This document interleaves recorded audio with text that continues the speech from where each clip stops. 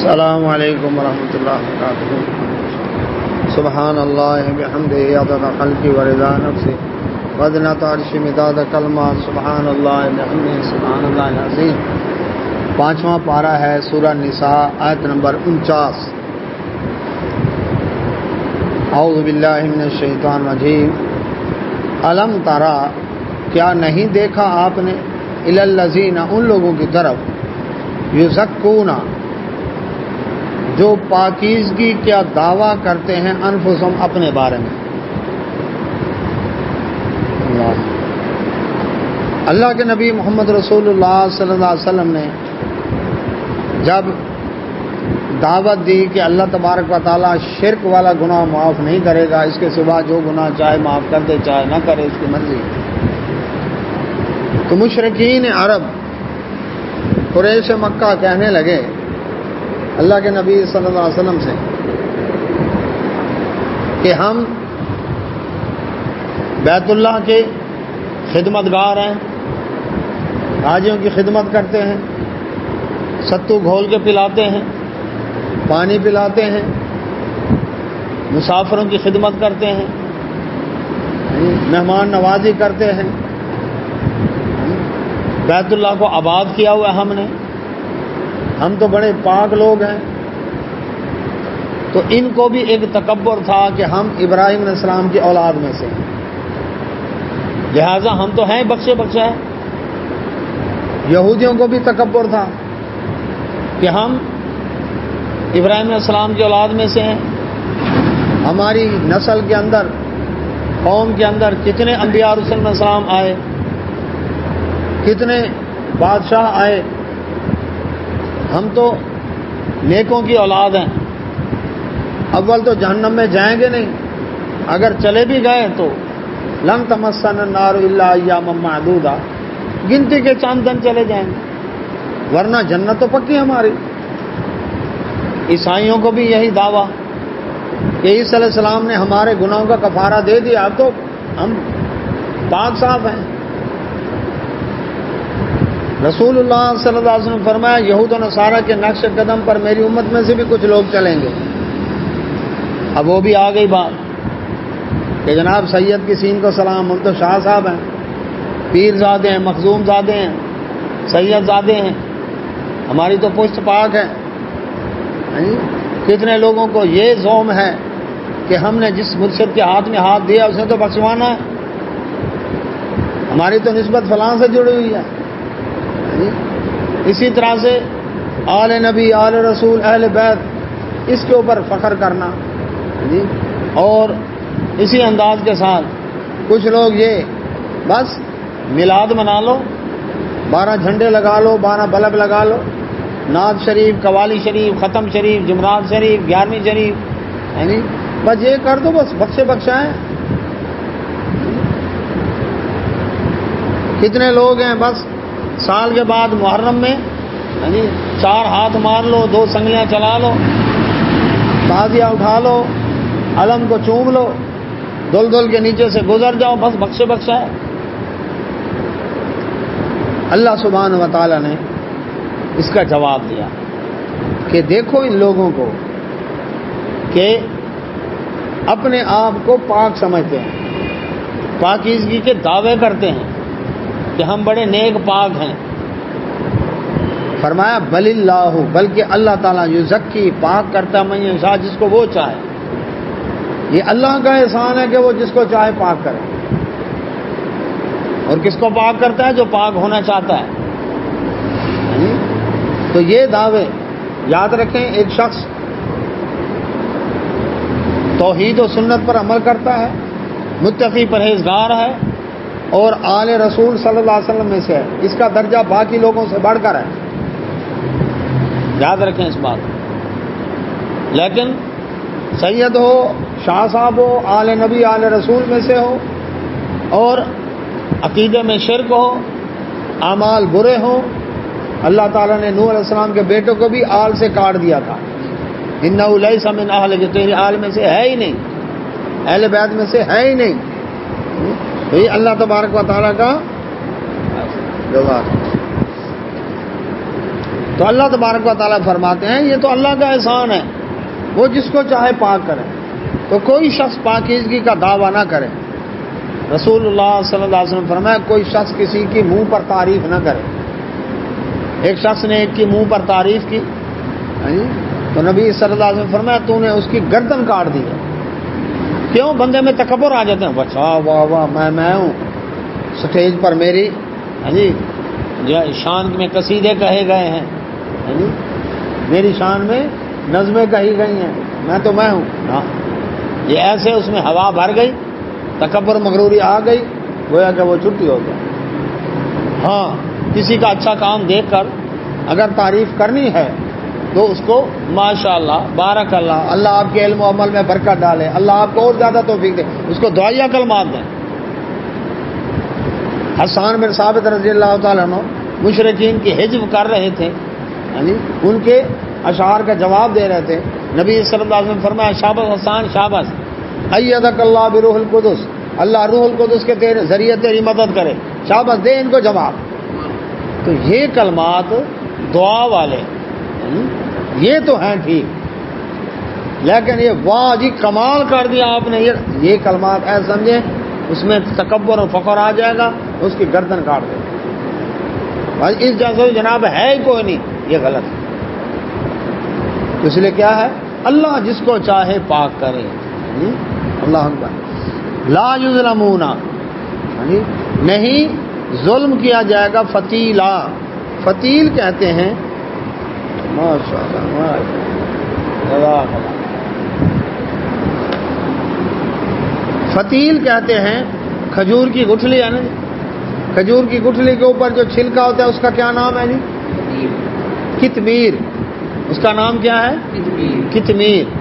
کھجور کی گٹھلی کے اندر لمبی لکیر ہوتی ہے، اس کے اندر ایک دھاگا ٹائپ ایک چیز ہوتی ہے، دیکھا نا، وہ ہے فتیل۔ کتمیر چھلکا اور فتیل اس کے اندر کا دھاگا، اور ایک ہے نقیر۔ نقیر کیا ہے؟ کھجور ہے، کھجور کے اوپر ایک چھوٹی سی ٹوپی ہوتی ہے، چھلکا ٹائپ ٹوپی ہوتی ہے، جس کو اتار کر پہنتے ہیں، جس کے ساتھ وہ جڑی ہوتی ہے، پیچھے ڈنڈی ہوتی ہے اور وہ لٹکی ہوتی ہے۔ یہ جو اس کے اوپر سے ٹوپی، ڈھکن اس کو سمجھ لیں، ڈھکن جب اتارتے ہیں نا تو نیچے سوراخ بن جاتا ہے، اس کو کہتے ہیں نقیر۔ تو اللہ سبحانہ و تعالیٰ فرماتے ہیں جو شخص پاکیزگی اختیار کرتا ہے، اللہ تبارک و تعالیٰ فرماتے ہیں وہ میری مرضی پر ہے۔ اچھا، افسر کا احسان ہے کہ کسی کو ملازم رکھا، یا ملازم کا احسان ہے کہ میں نے افسر کی خدمت کر رہا ہوں؟ کیوں جی؟ افسر کا احسان۔ تو اب کوئی کہے جی میں اللہ کی عبادت کر رہا ہوں، میرا احسان ہے رب پر، نہیں، یہ اللہ کا احسان ہے کہ اس نے توفیق دی، توحید و سنت کی ہمیں توفیق عطا کی، یہ اللہ تعالیٰ کا احسان۔ تو اللہ سبحانہ و تعالیٰ فرماتے ہیں، لا یظلمون فتیلا، دھاگے برابر بھی، اب اس کا معنی کیا کریں گے؟ دھاگے برابر بھی ظلم نہیں کیا گیا۔ جس نے نیکی کی ہے، ایسا نہیں ہوگا کہ نیکی ہو اللہ تعالیٰ کی ریکوائرمنٹ کے مطابق اور اس کی نیکی کو برباد کر دیا جائے، نہ، یہ ظلم نہیں ہوگا۔ اور یہ بھی نہیں ہوگا کسی نے گناہ کیا ہو ایک اور اس کے کھاتے میں 10 ڈال دیے جائیں، یہ ظلم بھی اللہ تعالیٰ نہیں کرے گا، وہ ذرہ برابر بھی کسی پر ظلم نہیں کرتا۔ آیت نمبر 50 شروع ہو رہی سورہ نساء۔ انظر، دیکھیں اے نبی صلی اللہ علیہ وسلم، کیفا، کیسے، یفترون، وہ گھڑتے ہیں، علی اللہ، اللہ پر، الکذب، جھوٹ۔ کیا جھوٹ گھڑ رہے ہیں؟ کہ ہم تو پاک ہیں۔ یہودیوں کو دعویٰ تھا، قالوا لن يدخل الجنت الا من كان هودا او نصارى، جنت میں کوئی داخل نہیں ہوگا جب تک کوئی یہودی نہ ہو یا عیسائی نہ ہو۔ اتنا بڑا دعویٰ، جنت ہے ہی ہمارے لیے۔ تو اللہ سبحانہ وتعالیٰ فرماتے ہیں اللہ پر جھوٹ گھڑ رہے، یہ جھوٹ وہ بھی اللہ کے بارے میں، کہ اللہ تعالیٰ نے تمہیں کو اتھارٹی لیٹر دیا کہ تم پاک ہو چکے ہو، ہے کسی کے پاس گارنٹی؟ کیا ہے؟ کل آدم خطا، سارے بنی آدم خطا کار ہیں، اللہ جس کو بچائے، یہ اللہ کا احسان ہے۔ لا حول ولا قوت الا باللہ، کیا مطلب ہے؟ نیکی کرنے کی توفیق نہیں مگر اللہ تعالیٰ کی، میں نے اگر نیکی کی ہے تو کس کا احسان ہے؟ اللہ نے توفیق دی ہے، اور گناہ سے بچایا ہے تو اللہ نے مہربانی کی ہے۔ میں نہیں بچ سکتا تھا، بچ سکتا؟ کیوں جی؟ وہ تو بچ سکتا۔ یوسف علیہ السلام نے کیا کہا تھا؟ اے اللہ وما ابرئ نفسی، میں اپنے نفس کو بری نہیں سمجھتا، جس کو تو بچا لے تو بچا لے، جس پر رحم کر دے۔ اے اللہ اگر اس عورت کو تو نے مجھ سے دور نہ کیا تو پھر ہو سکتا ہے میں بھی انسان ہوں، کہیں میں بھی پھسل جاؤں۔ اے اللہ تو ہی مجھے بچا۔ یہ نہیں کہ ہم نے اپنا من مارا ہوا ہے، تزکیہ نفس کیا ہوا ہے، اب ہم پر اثر ہی نہیں ہوتا، نہ ایسا نہیں۔ یہ بڑے بڑے دعوے بڑھ کے نہیں مارنے چاہیے۔ نیکی کی توفیق ملی ہے تو کہو اللہ تیرا شکر ہے تو نے توفیق عطا کی، گناہ سے بچا تو اللہ تیرا شکر ہے تو نے گناہ سے بچایا، یہ اس اللہ کا کرم ہے، انسان کا کمال نہیں ہے۔ وعلیکم السلام۔ وکفا، اور کافی ہے بھی اس کا اسم مبینہ، کھلم کھلا گناہ۔ اللہ تعالیٰ فرماتے ہیں ان کے کھلم کھلا گناہ کے لیے تو اتنی بات کافی ہے، جو یہ اتنے بڑے دعوے کر رہے ہیں کہ جنت ہماری پکی ہے۔ تمہاری گارنٹی کس نے دی؟ تمہارے پاس کہاں سے اتھارٹی لیٹر ہے اس معاملے کے اندر جو اللہ تبارک تعالیٰ نے بھیجا ہو؟ علیہ السلام۔ تو اللہ سبحانہ و تعالیٰ فرماتے ہیں الم ترا، کیا دیکھا نہیں آپ نے الذین، ان لوگوں کی طرف اوتو، جن کو دیا گیا نصیباً حصہ من الکتاب، کتاب میں سے، جن کو کتاب میں سے حصہ دیا گیا، کیا آپ نے ان کو دیکھا نہیں؟ کن کو دیا گیا کتاب میں حصہ؟ کل بھی پڑھا تھا، یہودیوں اور عیسائیوں۔ تورات موجود ہے ان کے پاس، انجیل موجود ہے ان کے پاس، زبور موجود ہے ان کے پاس، لیکن گڑبڑ کر دی اس میں۔ علم ہے، عمل نہیں ہے، معنی میں گڑبڑ کرتے ہیں۔ یحرفون الکلمۃ عن مواضعہ، اپنی طرف سے بھی لکھ کر اس کا نام لگا دیتے ہیں، اللہ کی طرف سے ہے۔ فویل للذین یکتبون الکتاب بأیدیہم ثم یقولون ھذا من عند اللہ، اپنی طرف سے لکھا اور کہا یہ اللہ کی طرف سے ہے۔ تو اللہ آج بھی ایسے کرتے ہیں، فتویٰ لے کر کیا کہتے ہیں؟ اللہ اس کے رسول کا حکم ہے، بلکہ پوچھتے اسی طرح کیا فرماتے ہیں علماء دین بھی جس مسئلہ میں؟ بھائی علماء دین کا کلمہ تو نہیں پڑھا، کلمہ کس کا پڑھا؟ پوچھنا چاہیے اللہ اس کا رسول کیا فرماتے ہیں اس مسئلہ میں صلی اللہ علیہ وسلم۔ تو اللہ تعالیٰ فرماتے ہیں دیکھا نہیں ان لوگوں کو جن کو کتاب میں سے حصہ دیا گیا، اب کیا کرنا چاہیے تھا؟ کتاب پر عمل کرتے، لیکن یؤمنون، وہ ایمان لاتے ہیں بالجبت، جبت کے اوپر، والطاغوت، اور طاغوت کے اوپر۔ جبت کسے کہتے ہیں؟ جبت جس کو ہم اپنی زبان میں کہتے ہیں توہم پرستی، اوہام، وہم۔ اب اس کے اندر بڑا وسیع میدان ہے، جادو، ٹونا ٹوٹکا، منتر جنتر، اور اس کے بعد کالے پیلے نیلے علم، یہ نقش، یہ فلیتے، یہ تعویذ گنڈے، یہ فالے نکالنا، یہ پرندہ دائیں گیا تو کام ہو جائے گا، بائیں گیا تو نہیں ہوگا۔ اسی طرح سے شگون لینا، بد شگونی، کالا کتا راستے سے گزر گیا اب یہ کام نہیں ہوگا۔ پرندوں کی آوازوں سے فالے نکالنا، یہ کوا بولا نا لگتا کہ مہمان آئے گا، بلی بولی ہے تو یہ ہوگا، جوتا الٹا پڑا ہے تو یہ ہوگا، ہتھیلی میں خارش ہے تو پیسے آئیں گے یا جائیں گے، پیر کے تلوے میں خارش ہوئی تو لگتا ہے سفر کرنا ہے، جوتے پر جوتا چڑھا ہوا ہے لگتا ہے سفر پہ جانا ہے۔ تو یہ جو فال ہیں، یہ تمام ستاروں کے چالیں، علم رمل، علم جفر، علم جوتش، علم العداد، کیرو کی پامسٹری، آپ کا ہفتہ کیسا گزرے گا، ستارے کیا کہتے ہیں، یہ سارے جبت ہیں، یہ سارے کیا ہیں؟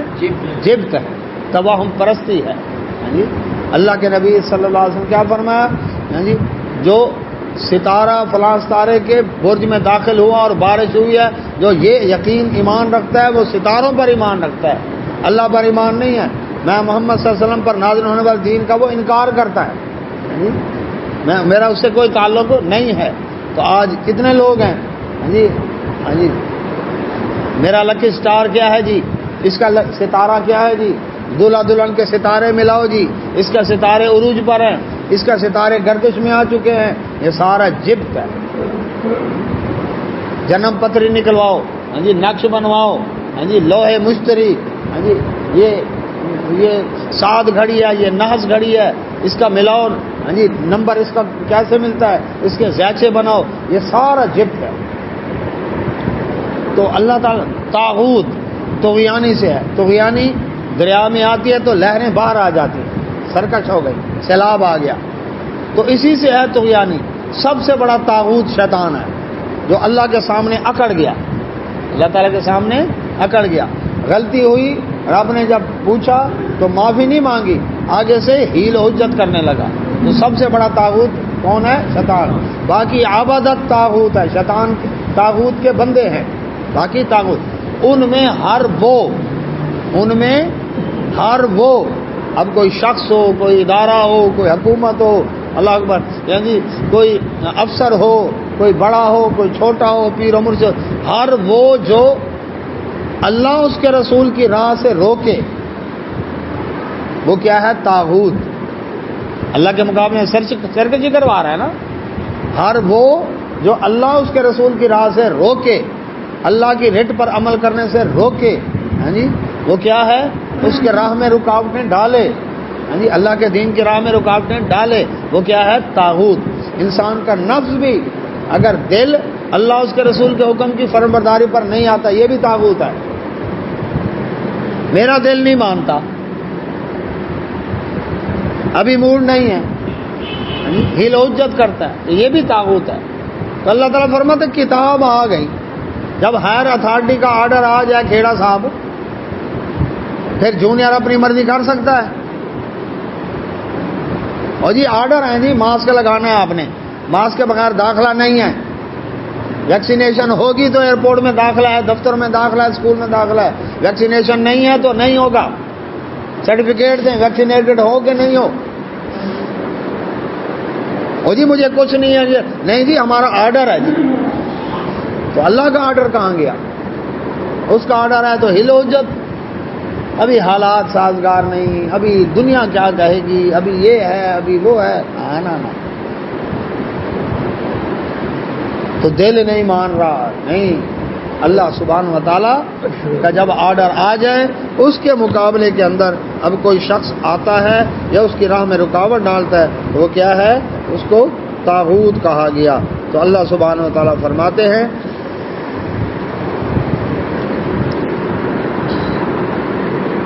ان کو دیکھو، کتاب ملی ہے ان کو، اللہ تعالیٰ کی طرف سے احکامات ملے ہیں، واضح ہدایت کتاب، اس کے باوجود جبت اور طاغوت پر ایمان ہے، جادو ٹونوں کے پیچھے چل پڑے۔ ہاں جی، مسلمان کیا کر رہے ہیں؟ اس کو رکھنا ہے ختم و شبینوں کے لیے، مردوں کو بلٹی کرنے کے لیے، ہاں جی، محفل حسن قرات کے لیے، کاروائی اجلاس کی کاروائی کا آغاز تلاوت کلام پاک سے، اس کے بعد چھٹی، قرآن اب تیری ضرورت نہیں ہے، حالانکہ کتاب موجود ہے، تعریف و تغیر و تبدل سے پاک پوری دنیا میں واحد کتاب جس میں کوئی تبدیلی نہیں، جس طرح نازل ہوئی اسی طرح منوان موجود ہے، لیکن اس کے باوجود پڑھتے ہیں، عمل کرتے ہیں، سمجھتے ہیں۔ اللہ تعالیٰ نے یہی تو گلا کیا، جن کو پہلے کتاب کا حصہ دیا گیا وہ بھی یہی کچھ کرتے تھے، ہم بھی وہی کچھ کریں، پتہ ہی نہیں ہے۔ تو کتاب کا حصہ ملا، اس کے باوجود جبت اور طاغوت پر ایمان رکھتے ہیں۔ اچھا پھر وَيَقُولُونَ کیا کہتے ہیں؟ لِلَّذِينَ ان لوگوں سے کفروا جنہوں نے کفر کیا، ہؤلاء یہ مسلمان، اہدا ہاں جی زیادہ ہدایت پر ہیں ان مومنوں کی نسبت، من الذین آمنوا ان لوگوں میں سے جو ایمان لائے، سبیلا سیدھے راستے پر۔ کعب بن اشرف یہودیوں کا سردار، ہوئی بن اخطب یہودیوں کا سردار، یہ گئے قریش مکہ کے پاس، ان کو جا کر بھڑکا رہے تھے مسلمانوں کے خلاف۔ قریش مکہ نے پوچھا اچھا جی بائی دا وے آپ یہ تو بتائیں اب ہمیں دیکھ رہے ہیں، ہم بیت اللہ کی خدمت کر رہے ہیں، صفائی ستھرائی طہارت کا اہتمام کیا ہوا ہے، حاجیوں کی خدمت کرتے ہیں ہم جی، اور مسافروں کی خدمت کرتے ہیں، مہمان نوازی کرتے ہیں، ہم یہ کرتے ہیں وہ کرتے ہیں۔ تو اب بتائیں، آپ سمجھدار ہو، عالم لوگ ہو، آپ کے پاس کتاب ہے، آپ کا تقدس ہے، تو آپ یہ بتائیں ہم صحیح ہیں یا مسلمان صحیح ہیں؟ اب یہودیوں کے سردار کہنے لگے تم بیت اللہ کی خدمت کر رہے ہو، تم ٹھیک ہو، مسلمان غلط ہے۔ اللہ تعالیٰ نے فرمایا دیکھو ذرا ان لوگوں کو، کافروں کے بارے میں، بت پرستوں کے بارے میں کیا کہہ رہے ہیں؟ تم زیادہ ہدایت پر ہو ایمان والوں کی نسبت۔ آج کچھ بدلا ہے؟ تورات میں بت پرستی کے رد میں کتنی باتیں فکریں موجود ہیں آج بھی۔ اس کے بعد اسرائیل کی یاری انڈیا کے ساتھ ہے، کیوں جی؟ بت پرست ہے، 33 کروڑ دیوی دیوتاؤں کا پجاری ہے، لیکن ایک چیز مشترک ہے، وہ بچڑے کا پجاری تھا، یہ گائے کا پجاری ہے۔ تو یاری کس کے ساتھ ہے؟ اچھا، صلیب کے پجاری عیسائی۔ امریکہ کی یاری کس کے ساتھ ہے؟ انڈیا کے ساتھ ہے۔ روس ایک دور میں کہتا تھا میں رب کو نہیں مانتا، جو رب کو نہیں مانتا تو بتوں کے ماننے والے انڈیا کے ساتھ اس کی یاری تھی۔ تو آج بھی مومن مسلمان کے ساتھ عالم کفر نہیں کھڑا۔ اگر ان کے ساتھ معاہدے کرتے ہیں تو اپنا لوچ ضرور تلتے ہیں، پہنچائیں گے نقصان، اور کباڑا کر کے رکھ دیا۔ عربوں سے یاری لگائی، صدام کو کھڑا کیا،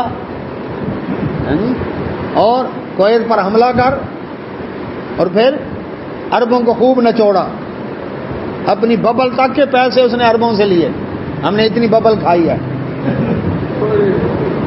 ٹھیک ہے، جو ان کا اسلحہ تھا، جو کیا ہو چکا تھا، ایکسپائر، وہ سارا اسلحہ انہوں نے کہا دیکھو جی ہم نے اتنا اسلحہ خرچ کیا ہے، پیسے دو، پیسے ان سے بٹورے ہیں۔ اب ایران کو کھڑا کیا ہے اور کہا کہ دیکھو جی ایران آ رہا ہے تمہارے اوپر، تو اب ہم تمہاری حفاظت کریں گے، نکالو پیسہ۔ یہاں تو ایسے لوگ ہیں جن کو ہاتھ ملاؤ اور پھر انگلیاں گن لو کہ پوری ہیں کہ کم ہو گئی ہیں۔ تو ان کی یاری بارے آتی ہے۔ کوئی بتائیں خیر خواہی کی ہو انہوں نے امت مسلمہ کے ساتھ، اقوام متحدہ میں کوئی ایک مسئلہ مسلمانوں کا حل کیا ہو بتائیں؟ کیا ہے؟ کشمیر کا مسئلہ، فلسطین کا مسئلہ، کوئی ایک مسئلہ حل کیا ہو؟ ہاں، رکاوٹیں ڈالتے ہیں۔ جب مومن مسلمان چڑھائی کر رہے ہوں کفر کے اوپر، اس وقت اقوام متحدہ آ جائے گی، کیا کرنے؟ او جی ٹھہرو جی ٹھہرو، مذاکرات کرتے ہیں، مذاکرات کریں، امن امن امن۔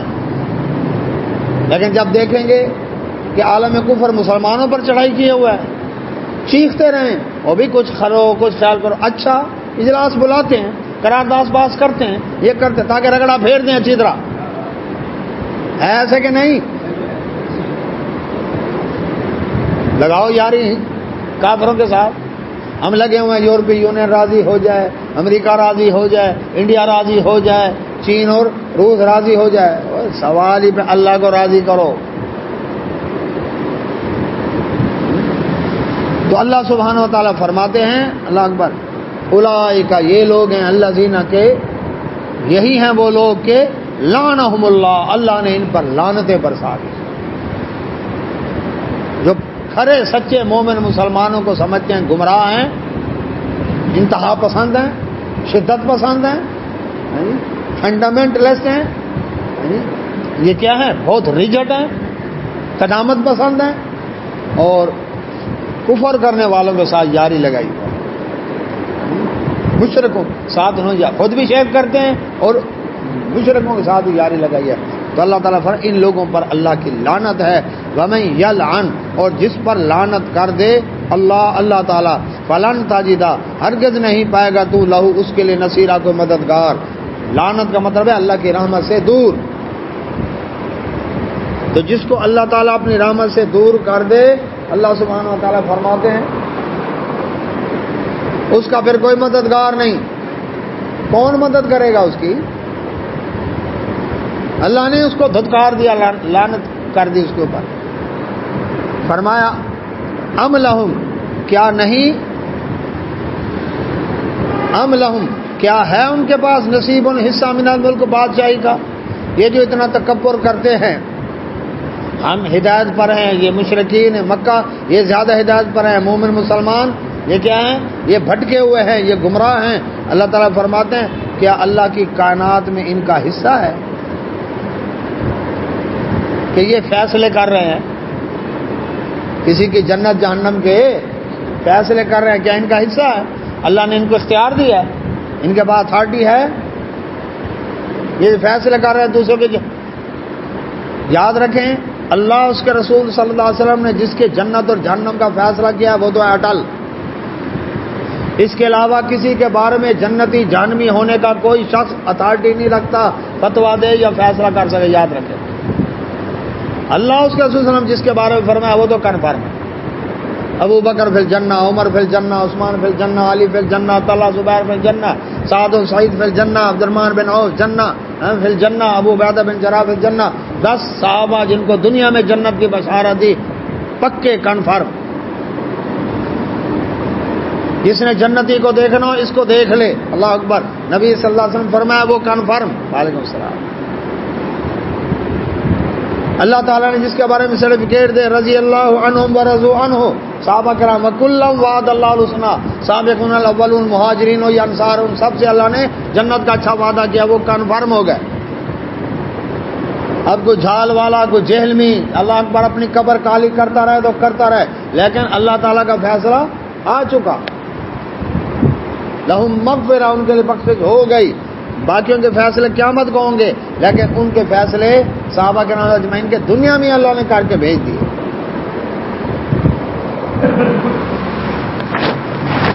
تو اللہ سبحانہ و تعالیٰ کیا فرماتے ہیں؟ کیا ان کا حصہ ہے؟ حدیث میں رسول اللہ صلی اللہ علیہ وسلم فرمایا، جنازہ جا رہا تھا، لوگوں نے کہا واجب ہو گئی، بڑا گندا آدمی تھا، شکر ہے ٹل گیا۔ نبی صلی اللہ علیہ وسلم فرمایا یہ لوگ جو ہیں دنیا کے اندر تمہارے گواہ ہیں، عملوں کے گواہ ہیں نا، یہ آدمی اچھا تھا یہ برا تھا۔ فرمایا واجب ہو گئی۔ ایک اور جنازہ گزرا، لوگوں نے اس کی تعریفیں کی، نبی صلی اللہ علیہ وسلم فرمایا واجب ہو گئی۔ اچھا، صحابہ نے پوچھا، آپ نے ادھر بھی فرمایا واجب ہو گئی، ادھر بھی فرمایا واجب ہو گئی، آپ نے فرمایا جس کو کہا نا لوگوں نے بڑا برا آدمی تھا تو واجب ہو گئی، لوگ گواہ ہیں، اس کا مطلب اس کا کردار اچھا نہیں تھا تو جہنم واجب ہو گئی۔ اب نبی صلی اللہ علیہ وسلم نے مہر لگائی ہے، اور نبی صلی اللہ علیہ وسلم اللہ کی بھائی کے بغیر بولتا نہیں۔ دوسرا جس کی تعریف کی، نبی صلی اللہ علیہ وسلم فرمایا لوگوں میں اچھا تھا، لوگوں نے نیک لوگوں نے تعریف کی کہ بڑا اچھا آدمی تھا، تو نبی صلی اللہ علیہ وسلم فرمایا واجب ہوگی، کیا جنت واجب ہو گئی۔ اب جس پر اللہ اس کے رسول صلی اللہ علیہ وسلم کی مہر ہے وہ تو کنفرم ہے۔ اس کے علاوہ ایک شخص دوست تھا، اس کا غلط کام کرتا تھا، یہ اس کو منع کرتا، یہ خود نیک تھا، وہ کہتا اللہ مہربانی کرے گا، میرے اوپر رحمت کرے گا، یعنی کام کو غلط مانتا تھا، میں غلط کر رہا ہوں، احساس تھا، لیکن غلط کام سے باز نہیں آ رہا تھا۔ ایک دن اس نیک آدمی نے اس آدمی کو دیکھا برا کام کرتے ہوئے، اس نے کہا اللہ تو تجھے بخشے گا نہیں۔ نبی صلی اللہ علیہ وسلم نے فرمایا اللہ تعالیٰ نے دونوں کو موت دی،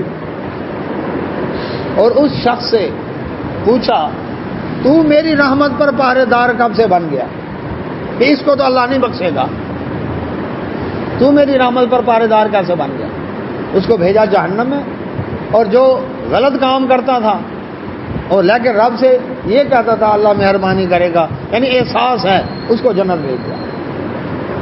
تو کوئی شخص کسی کے بارے میں کنفرم جنتی یا جہنمی نہیں کہہ سکتا، یہ کہہ سکتا ہے کہ شرک کرنے والا جہنم میں جائے گا، چور کی یہ سزا ہے، جھوٹے پر اللہ کی لعنت ہے، یعنی نامینیٹ کر کے کسی کے بارے میں نہیں کرے گا، سوائے اس کے جو اللہ اس کے رسول صلی اللہ علیہ وسلم فرمایا کیا کہ ابو جہل میری امت کا فرعون ہے، ابو طالب کو آگ کی 2 جوتیاں پہنائی جائیں گی جہنم میں، سب سے ہلکا عذاب ہوگا، کنفرم ہو گیا۔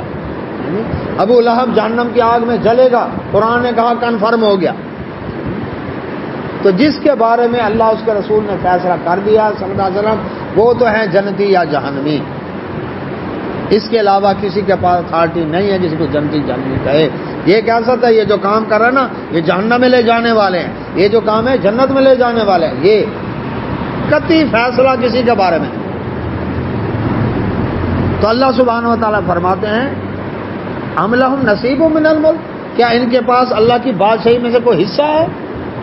ان کو اختیار دیا اللہ تعالیٰ نے کہ دوسروں کے گمراہ اور ہدایت پر ہونے کے فیصلے کر رہے ہیں۔ اللہ اکبر۔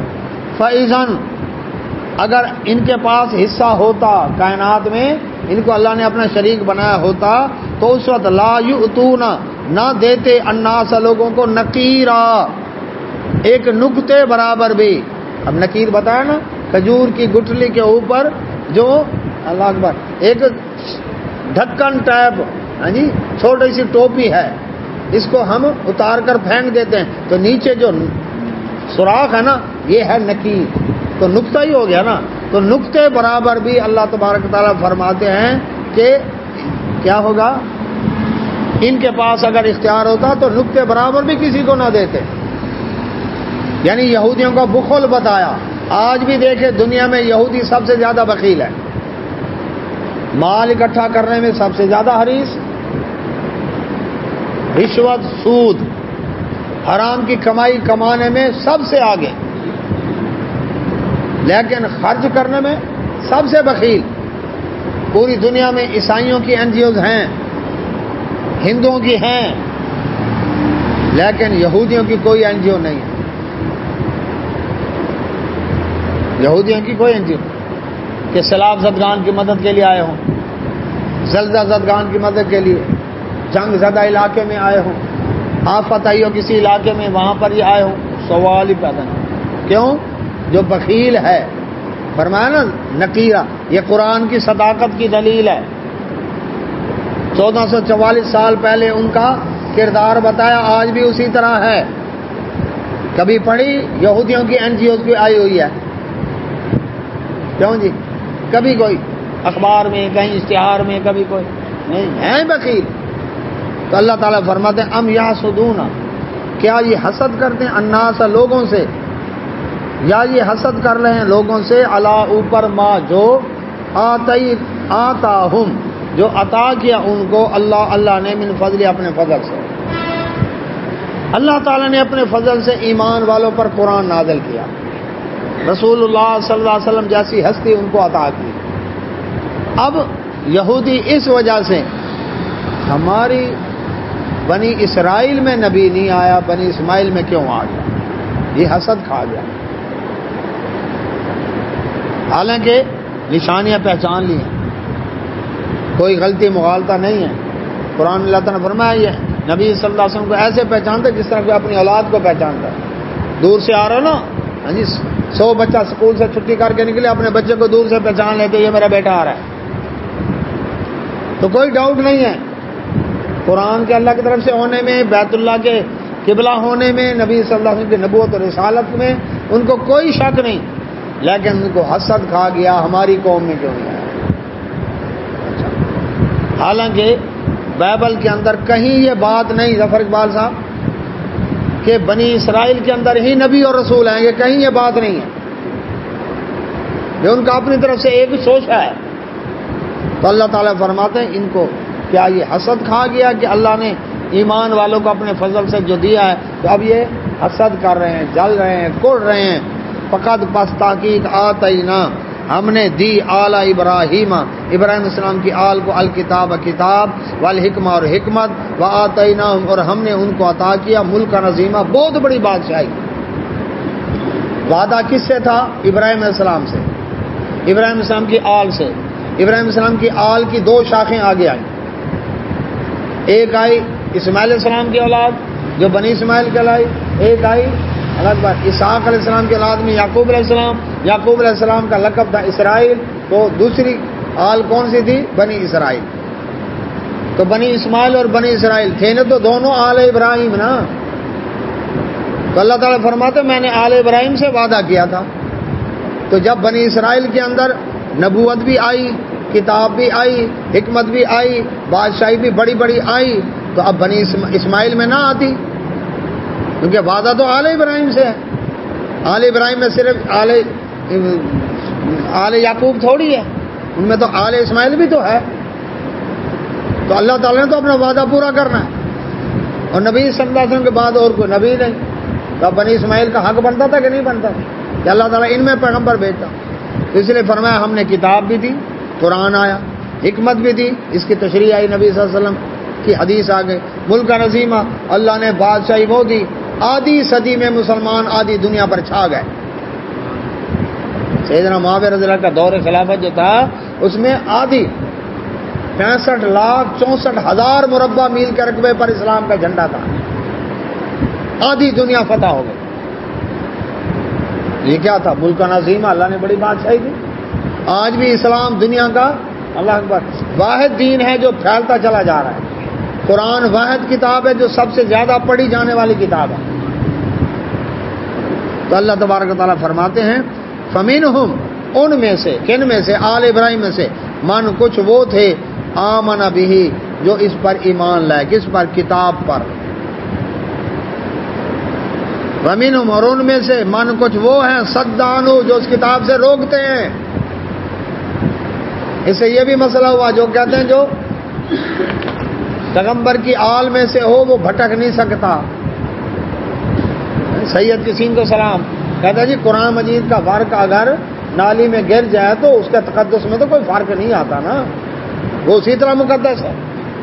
تو سید اگر چاہے جتنے غلط کام کر لے، شاہ صاحب جتنے مرضی غلط کام کر لے، آخر وہ ہے تو پاکوں کی اولاد میں سے نا، وہ اسی طرح پاک کا پاک ہے.